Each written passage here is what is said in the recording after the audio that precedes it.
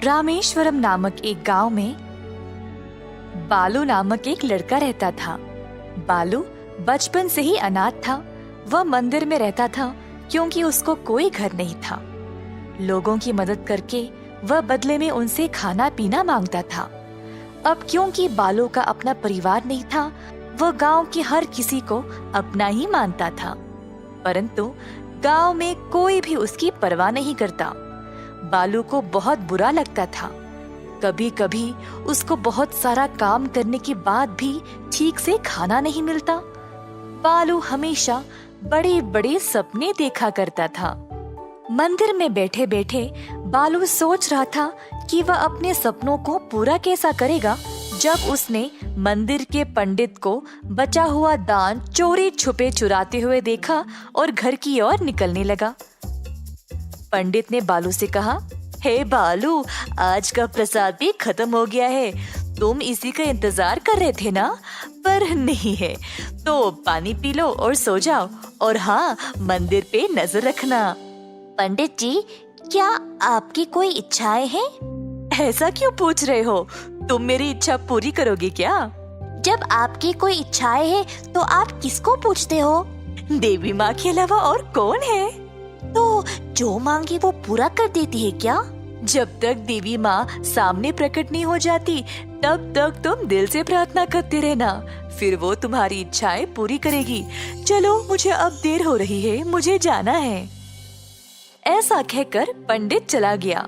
बालू खड़ा हुआ और देवी माँ की मूर्ति के पास गया। अपना पूरा ध्यान लगाकर बालू अपने मन में देवी माँ का जाप करना शुरू किया। इसी तरह हफ्ते बीत गए और बालू प्रार्थना करता ही गया।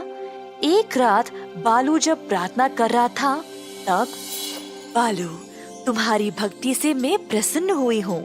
बोलो, क्या चाहिए तुम्हें? काफी देर तक सोचने के बाद बालू ने कहा, देवी माँ, मुझे ये वरदान दो कि मैं जो भी छूऊं वो सोने में बदल जाए। अच्छा, अवश्य। बालू को यह वरदान मिलते ही उसने मंदिर को छुआ और पूरा मंदिर सोने में बदल गया। यह देखकर बालू खुशी से झूम उठा और सुबह सवेरे गांव की ओर चला गया। बालू गांव के बीचों बीच एक बरगद के पेड़ के पास गया और सबको बुलाया।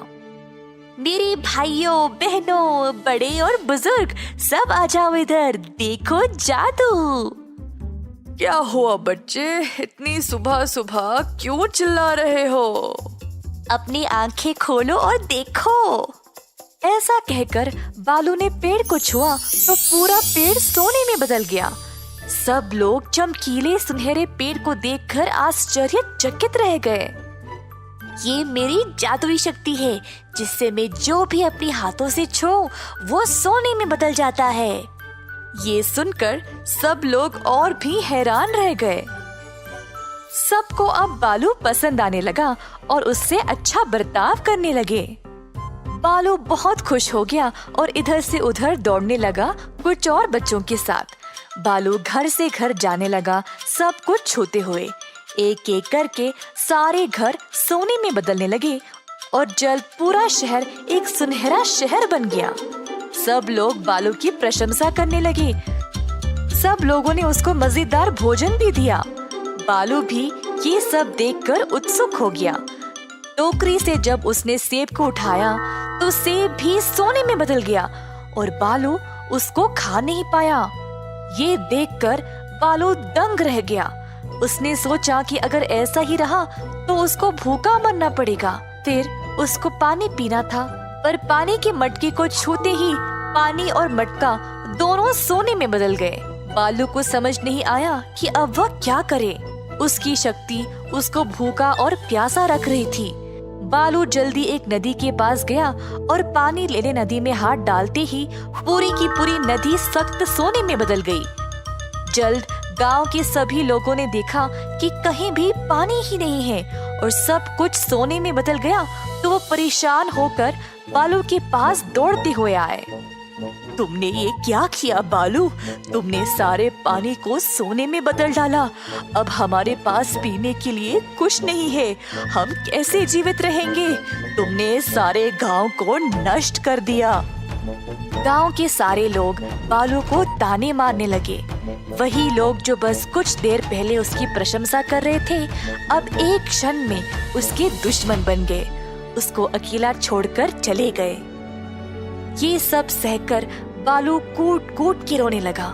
बालू को इतना दुखी और परेशान देखकर देवी माँ फिर से उसके सामने प्रकट हुई। क्या अब तुमने देख लिया कि तुम्हारी इच्छा का परिणाम क्या हुआ? तुमने कुछ सीखा या नहीं?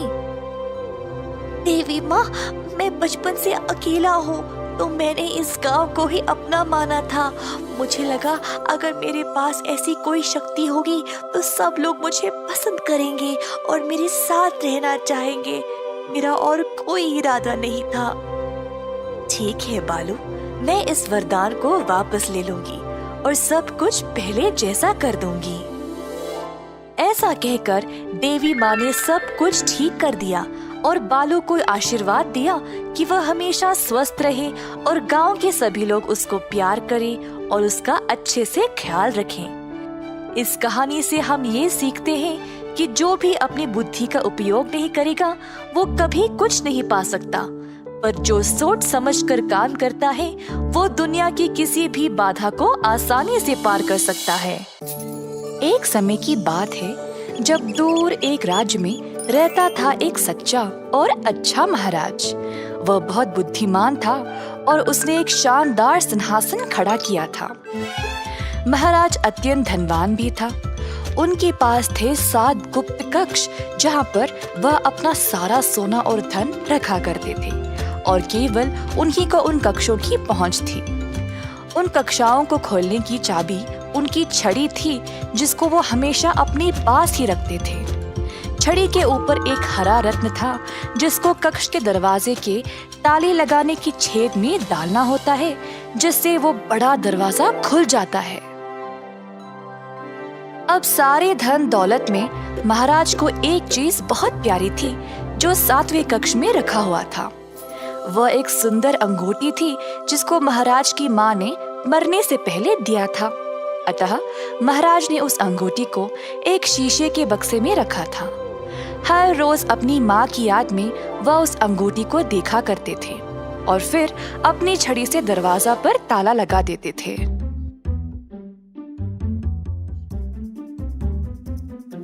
उसी राज्य में देव नामक एक व्यक्ति रहता था। देव एक चोर था। लोगों का जेब मारना,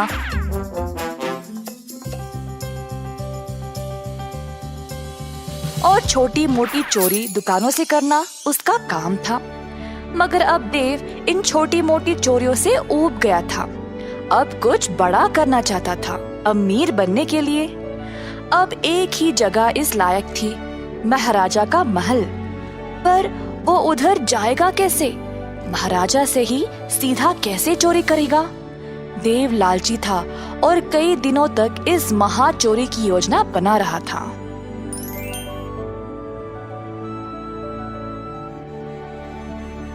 एक दिन देव महल के इर्द गिर्द घूम रहा था जब उसकी मुलाकात उसके एक बचपन के दोस्त से हो गई, जो अब एक महल का पहरेदार था। प्रणाम मेरे दोस्त, कैसे हो? बहुत खूब देव, अब मैं राजमहल के दरवाजे की पहरेदारी करता हूँ। बहुत समय के बाद हम मिले हैं, तो तुम क्या करते हो? देव ने सोचा कि यही मौका है अंदर घुसने का। दरअसल मैं एक लेखक हूँ और हमारे राज्यों की अनोखी सुंदरता के बारे में लिख रहा हूँ। मैं दूर दूर तक यात्रा करता हूँ और उन जगहों के बारे में, उनका खाना पीना, उनके संस्कारों के बारे में लिखता हूँ।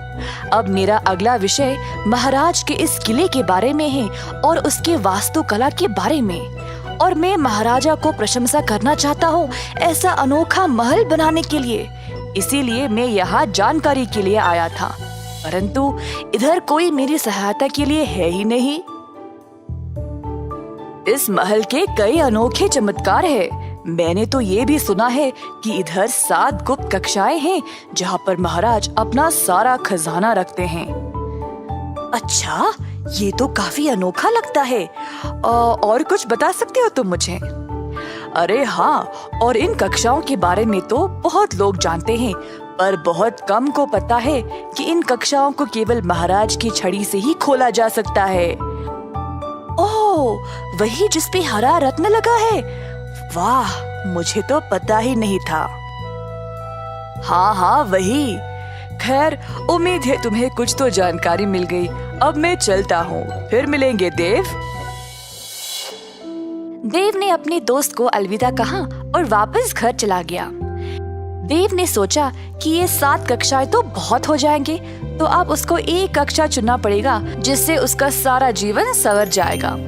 पर महाराज की छड़ी को वह चुराएगा कैसे? देव ने एक योजना बनाई 7वें कक्ष की चोरी करने का। बीच रात का समय था। देव महल के अंदर घुस गया जब उसका पहरेदार दोस्त दरवाजे पर सो गया था। देव ने महाराज के कमरे की ओर देखा और एक रस्सी को दीवार पे लगे एक डंडे पर डाला और खुद को ऊपर खींचने लगा। खिड़की से झांक के देखा तो महाराज सोए थे। धीरे से वह कमरे में आया और वही थी छड़ी। देव ने छड़ी ली और महल की सीढ़ियों से कक्षों तक पहुंच गया, परंतु हर एक कक्ष पर एक पहरेदार था। देव ने कुछ जानवर की आवाज निकाली और पहरेदार देखने चले गए कि वह है क्या। तुरंत देव 7वें कक्ष की ओर गया और छड़ी से दरवाजे को खोल दिया। देव ने अपना भोरी निकाला और जितना हो सका उसमें डाल दिया। शीशे के बक्से वाली अंगूठी भी उठा लिया और जल्दी से दरवाजे को बंद करके वहां से चला गया। अगले दिन महाराज जब नींद से जागे तो हैरान परेशान हो गए। उनकी छड़ी लापता थी और कक्ष में जाके देखा तो उनकी माँ की अंगूठी भी गायब। महाराज आग बबूले हो गए, पर उनको पता था कि चोर को कैसे पकड़ा जाए। तुरंत उन्होंने एक पत्र लिखा अपने राज्य के लिए। मैंने अपनी सबसे कीमती चीज खो दी है, एक अंगूठी, और किसी ने उसको चुराया है। अगर किसी को भी ये मिले तो मुझे वापस लौटा दे और बदले में उसको ढेर सारा खजाना भेंट में दिया जाएगा। कई दिनों तक बहुत लोग आगे आए नकली अंगूठियों के साथ, पर महाराज अपनी माँ की अंगूठी को अच्छे से पहचानते थे, तो सबको वापस भेज दिया करते थे।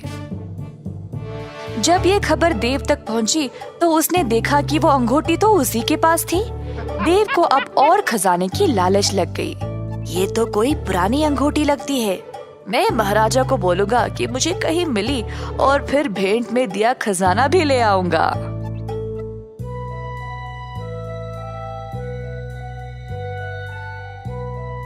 देव महाराज के पास गया और बोला, प्रणाम महाराज, मुझे ये अंगूठी मिली है तो आपको दिखाना चाहता था। अगर ये आपकी है तो ले ले और मुझे बदले में कुछ नहीं चाहिए। महाराज ने अंगूठी की ओर देखा और उसको पहचान लिया। धन्यवाद, ये मेरी ही है। देव अखड़ने लगा। अब वो और भी धनवान बनने वाला था क्योंकि महाराज खुश लग रहे थे। एक मिनट, इस अंगूठी को तो तुमने ही चुराया है ना? ये अंगूठी खोई नहीं थी। मैंने वो पत्र इसीलिए भेजा था क्योंकि मुझे पता था कि चोर बहुत लालची होगा। कई लोगों ने नकली अंगूठियां लाई थी, पर केवल तुमने असली वाली लाई क्योंकि तुम ही चोर हो। सैनिकों, ले जाओ इसको और सलाखों के पीछे डाल दो हमेशा के लिए। नहीं नहीं महाराज, माफ कर दो, मैं सब कुछ वापस लौटा दूंगा। कृपया मुझे सलाखों के पीछे मत डालो। इस कहानी से हमें ये सीख मिलती है कि लालची लोगों को हमेशा मुसीबत झेलनी पड़ती है। सुनहरी घंटी वाली गाय। गांव में त्योहार का समय था। श्री राम नवमी के त्योहार पर गांव के सारे लोग राम मंदिर जा रहे थे प्रार्थनाओं के लिए। ग्राम प्रधान चंद्रसेना ने पूजा पाठ की वस्तुएं सोने के रूप में लाए और मंदिर में दान कर दिया। चंद्रसेना की इस महान दान को देखकर सब लोग आश्चर्यचकित रह गए। ये खबर आग की तरह आसपास के गांव तक भी पहुंच गई। एक दिन दो लोग इस बारे में चर्चा कर रहे थे। ओ, तुमने सुना क्या? क्या हुआ? कालेश्वर के गांव के ग्राम प्रधान ने सारे पूजा पाठ की वस्तुएं सोने के रूप में तैयार किया और मंदिर में दान कर दिया। इसी दौरान एक चोर ये सारी बातें सुन रहा था और फिर उस गांव पर जाने का निर्णय ले लिया। गांव की ओर निकल पड़ा और सुबह सवेरे 4 बजे वह मंदिर पहुंच गया।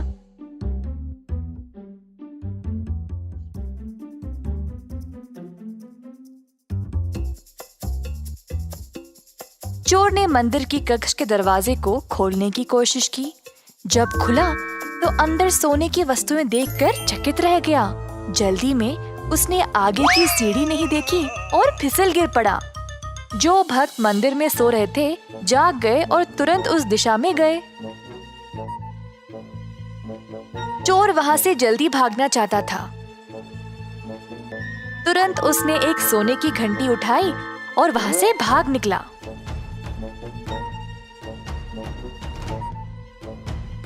जब तक भक्त वहां पहुंचे, उन्होंने देखा कि सारे दरवाजे खुले पड़े थे और सब कुछ बिखरा पड़ा था।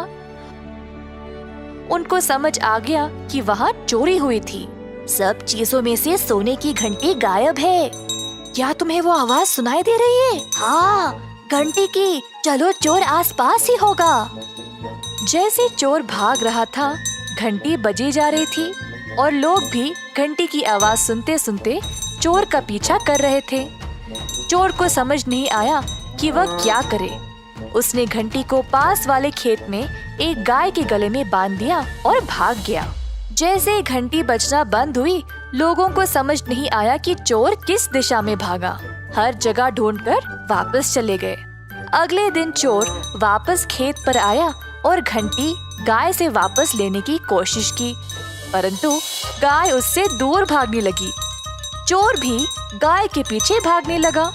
गांव वालों ने ये देखा और जानना चाहा कि ये आदमी गाय के पीछे क्यों भाग रहा था।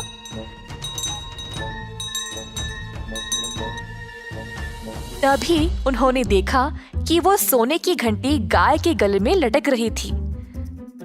अब सबको समझ आ गया कि वही आदमी ने चोरी की थी। सब उसके पास आए और उसको रंगे हाथ पकड़ लिया। इस कहानी में हम ये सीखते हैं कि अपने पापी कर्मों से चाहे हम कितना भी दूर भागने की कोशिश करें, वे कभी मिटते नहीं। कई साल पहले की बात है। एक महान से राज्य में कृष्णदेवराय नामक एक शासक रहा करते थे। उनकी माँ बहुत धार्मिक महिला थी। माताजी ने अपने जीवन में कई धार्मिक स्थानों का दर्शन किया और बहुत सारे पूजा पाठ में भी भाग लिया था। महाराज अपनी माँ से बहुत प्रेम करते थे। जैसे साल बीतते गए,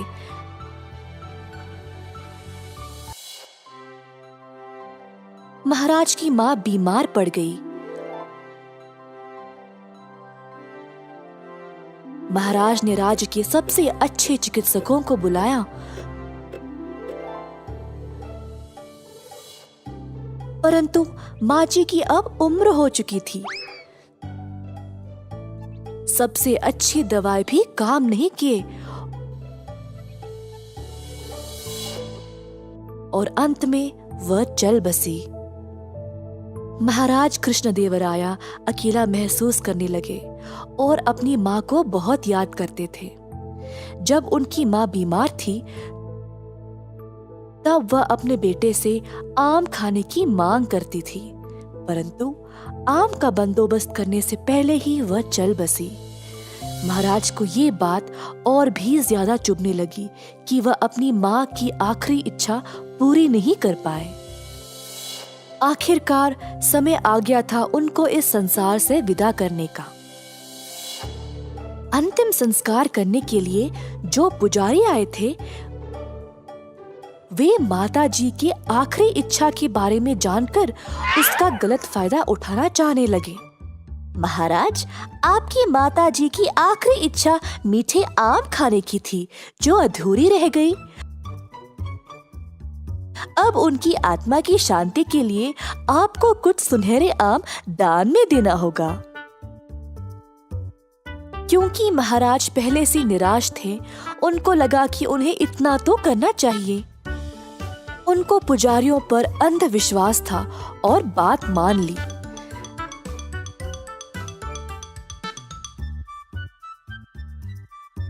राजा ने 10 सुनहरे आमों का प्रबंध किया और पुजारियों को दान में दे दिया।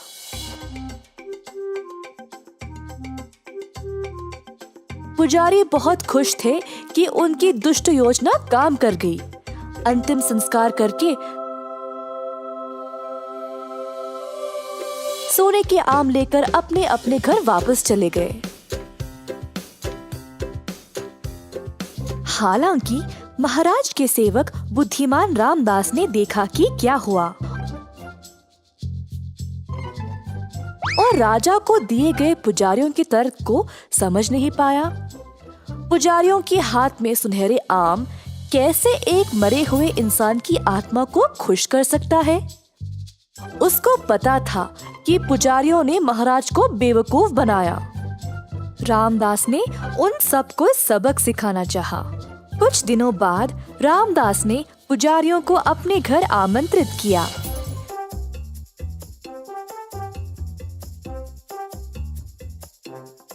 वह बोला, मेरी मैया कुछ दिन पहले चल बसी। मुझे लगता है उनकी आत्मा को शांति नहीं मिली। उनके अंतिम दिनों में वह चाहती थी कि मैं उसके सिर पर गरम लोहे की छड़ी से मारूं, परंतु मैं ऐसा नहीं कर पाया और फिर वह चल बसी। अब जैसे आप लोगों ने राजा को सुनहरे आम दान में देने का सुझाव दिया, वैसे ही मुझे भी अपनी माँ की आत्मा की शांति के लिए ऐसा ही कुछ करना पड़ेगा, है ना? मुझे आप सबको गरम लोहे की छड़ी से मारना पड़ेगा अपनी माँ के लिए। ऐसा कहकर रामदास ने एक गरम गरम लोहे की छड़ी की ओर दिखाया, जो उसका नौकर पकड़ा हुआ था। सारे पुजारी भयभीत हो गए। रामदास के कदमों पर गिरकर दया की भीख मांगने लगे। रामदास ने सबको वो सुनहरे आम वापस करने को कहा और दया की भीख महाराज से मांगने को बोला। अतः अगले दिन महाराज को सारे सुनहरे आम वापस मिल गए और लालची पुजारियों ने सबक सीखा। एक बार फिर रामदास को उसकी सतर्कता और समझदारी के लिए प्रशंसा मिली।